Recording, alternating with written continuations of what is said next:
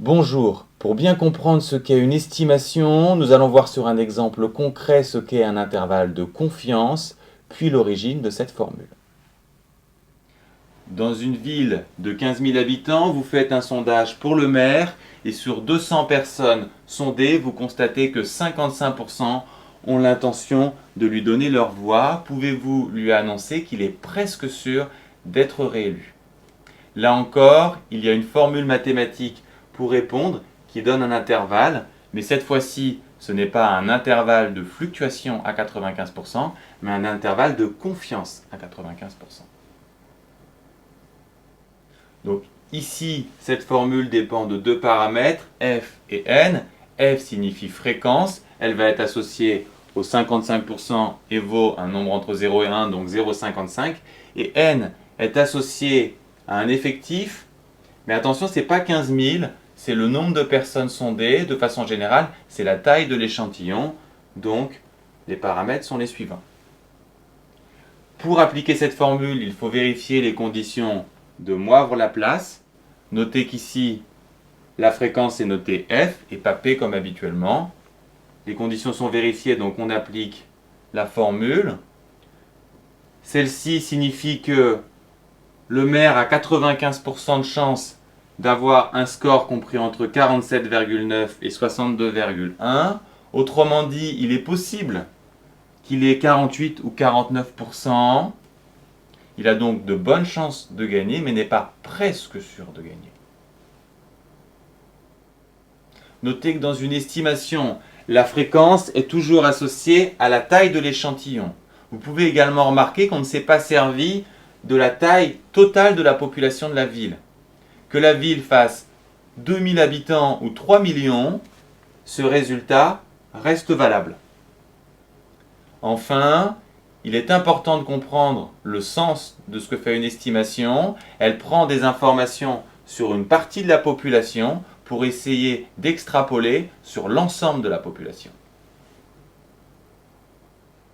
Cette formule de l'intervalle de confiance à 95% avec ses conditions d'utilisation est à connaître par cœur. Il est intéressant de remarquer que plus l'intervalle est restreint, plus votre estimation est précise. Et il est très facile de trouver la largeur de l'intervalle. En effet, on s'écarte de 1 sur racine de n, plus 1 sur racine de n ou moins 1 sur racine de n de notre valeur f. Donc la largeur de l'intervalle vaut 2 sur racine de n. Cette formule qui vous donne la précision de votre sondage ou de votre estimation est à connaître par cœur, car on vous demande très souvent quel nombre de personnes il faut interroger pour avoir une précision donnée.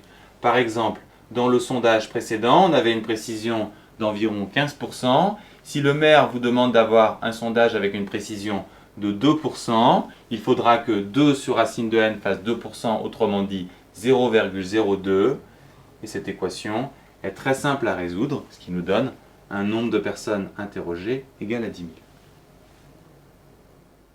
Maintenant, si vous voulez comprendre d'où vient cette formule de l'intervalle de confiance, suivez la fin de cette vidéo. Sinon, passez directement à la suivante qui vous permet de savoir quand il faut appliquer cette formule et quand il faut appliquer celle de l'intervalle de fluctuation.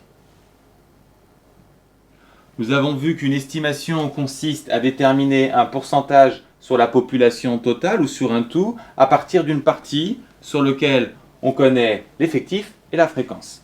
Il est important de comprendre que c'est le problème inverse de l'intervalle de fluctuation. En effet, dans un intervalle de fluctuation, on connaît les informations sur le tout et on cherche des informations sur la partie. Dans notre problème sur les pizzas au jambon, on savait que globalement, 40% des pizzas étaient au jambon et on cherchait l'information pour un jour donné. Nous avions déterminé cette formule et pour schématiser la situation, on va noter F1 cette borne et F2 celle-ci. Dans le problème de l'intervalle de fluctuation, on se demande comment F fluctue autour de P. Autrement dit, de combien F peut s'écarter de P. On sait d'après nos calculs que F a 95% de chance de se situer entre F1 et F2. Il faut également remarquer que P est au milieu de l'intervalle de fluctuation. Autrement dit, l'écart entre P et F doit être inférieur à l'écart entre P et F2, inférieur à cette distance. Autrement dit, cette formule. Et si on remarque que F2, c'est cette expression, si on enlève P, on a tout simplement cette expression. Pour l'estimation, on est face au problème inverse. On connaît F et on se demande de combien peut s'écarter P de F. Autrement dit, quel est l'écart maximum entre P et F. Et cet écart maximum, on vient de le trouver avec l'intervalle de fluctuation. On peut toujours appliquer cette formule. Donc P doit se trouver à 95% sur cet intervalle. Seul problème, cet écart est exprimé en fonction de P qu'on ne connaît pas. Pour éliminer P de cette expression, on va chercher un maximum pour racine de P1 moins P. L'inconvénient, c'est qu'on va perdre en précision, mais l'avantage, c'est qu'on aura une réponse. Alors, première chose, pour démarrer, c'est se souvenir que P est une fréquence, donc comprise entre 0 et 1. Pour trouver le maximum de cette expression, on va s'intéresser à x1 moins x, toujours sur 0, 1. Pour trouver un maximum, on va chercher à faire le tableau de variation, et donc on fait la dérivée. Et quand on dérive, c'est plus intéressant d'avoir une forme développée. Puis on dérive, on obtient 1 moins 2x. La dérivée est positive sur les x inférieurs à 1,5, d'où le tableau de variation suivante. La fonction grimpe sur cet intervalle, puis descend. Le maximum est donc atteint en 1,5. Il vaut 1 quart. Et donc, x fois 1 moins x est toujours inférieur à 1 quart, son maximum. Pour avoir le maximum de cette expression, il ne nous reste plus qu'à appliquer une racine. Et comme la racine est croissante, les inégalités sont conservées. Par conséquent, racine de x1 moins x est plus petit que 1,5. Et donc, même chose, racine de P1 moins P va être plus petit que 1,5. Si on multiplie par 1,96, on sera inférieur à 1,96 sur 2, qui est un peu plus petit que 1. Donc, notre écart est inférieur à 1 sur racine de n.